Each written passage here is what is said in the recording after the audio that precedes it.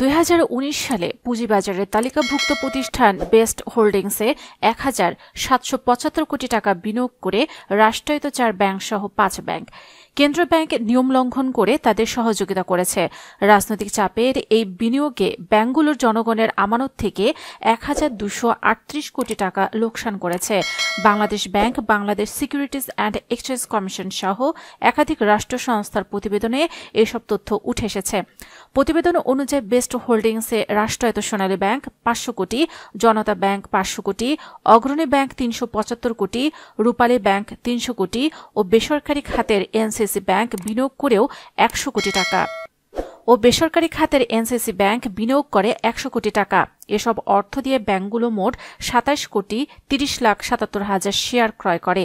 এতে 1,238 কোটি টাকার লোকসান গুনতে হচ্ছে এসব ব্যাংক, যা জনগণের আমানতের অপচয়। তথ্য বলছে, পদ্মা ব্যাংকের সাবেক চেয়ারম্যান ও আওয়ামী সরকারের সুবিধাভোগী নাফিস শারাফাত প্রভাব খাটিয়ে এসব বিনিয়োগ বের করে নিয়েছেন। ব্যাংকগুলো ক্ষতি জেনেও বেস্ট হোল্ডিংসে বিনিয়োগের বাধ্য হয়েছে বলে জানিয়েছে সংশ্লিষ্ট ব্যাংকগুলোর সূত্র। আর এক্ষেত্রে সহায়তা করেছে বাংলাদেশ ব্যাংক। বাংলাদেশ ব্যাংকে বিনিয়োগের বিষয়ে অবহিত করে চিঠি পাঠানোর পর তড়িঘড়ি করে এসব বিনিয়োগের অনুমোদন দেওয়া হয়।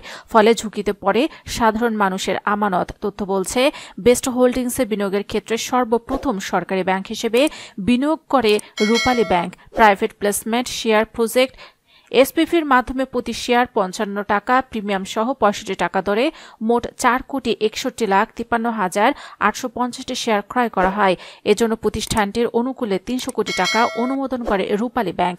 ওই সময় ব্যাংকটি 65 টাকা দরে শেয়ার ক্রয় করলেও বর্তমানে এ শেয়ারের দর নেমে এসেছে 19 টাকা 80 পয়সায়। এতে রূপালী ব্যাংকের লোকসান গুনতে হচ্ছে প্রায় 209 কোটি টাকা। তথ্য বলছে, বেস্ট হোল্ডিংসে বিনিয়োগের ক্ষেত্রে ব্যাংকগুলোর অনুকূলে সব সম্পত্তির ওপর চার্জ সৃষ্টি করার কথা ছিল, কিন্তু তা করা হয়নি। এমনকি বিনিয়োগের ওপর 10% হারে সুদ আদায় করার কথা থাকলেও তা আদায় হয়নি, যা আইনের লঙ্ঘন। সার্বিক বিষয় জানতে চাইলে বাংলাদেশ ব্যাংকের নির্বাহী পরিচালক ও মুখপাত্র হোসেন আর শিক্ষা বলেন, এসব বিনিয়োগে ব্যাংকগুলো কোনো অনিয়ম করেছে কিনা সেটি কেন্দ্রীয় ব্যাংক খতিয়ে দেখবে। যদি অনিয়ম হয়ে থাকে তাহলে তাদের বিরুদ্ধে ব্যাংক কোম্পানি আইন অনুযায়ী ব্যবস্থা গ্রহণ করা হবে।